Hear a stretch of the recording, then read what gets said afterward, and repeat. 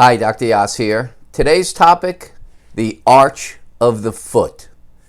For too many of you, you end up getting pain at the underside of the foot, and you'll seek medical care through a variety of medical practitioners, and you are told that you have lost your arch, and that the only thing that can be done is some sort of surgical intervention to reconstruct the arch, or of course the ever popular orthotic.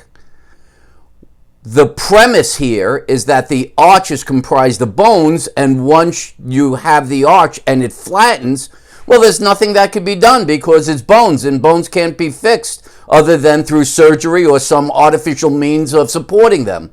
This is as usual utter crap, meaningless, and isn't founded in the science of the body.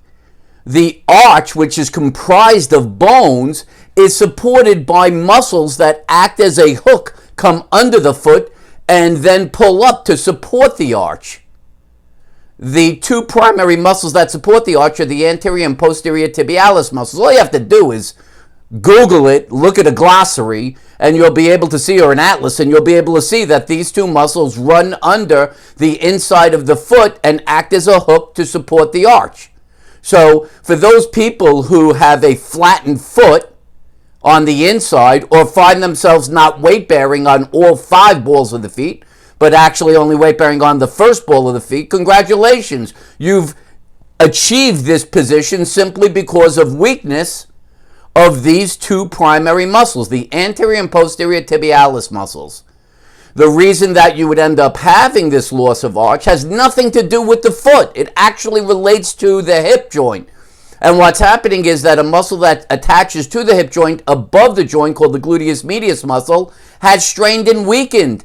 And as a result, it's incapable of keeping the pelvis level, and the opposite side of the pelvis will end up dropping, taking your center of mass from over the center of the foot to the inside of the foot, a force that was never designed to be supported by the arch.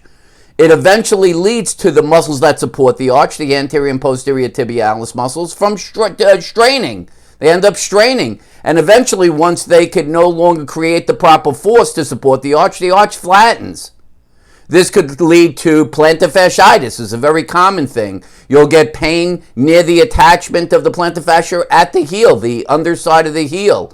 You'll be told it's a bone spur. You'll be told the only alternative is to get an orthotic or surgery.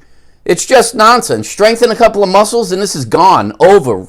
You could physically see a change in the arch from just 1 to 2 bouts of exercise strengthening these appropriate muscles, the anterior and posterior tibialis muscles and the gluteus medius muscle, period. So from now on, if someone tells you that you have an arch that has collapsed and that nothing can be done, you could tell them that what they're saying is not based on any sense of science whatsoever. It's just an arbitrary statement that's been made by people who make a living helping to create a new arch through some artificial means.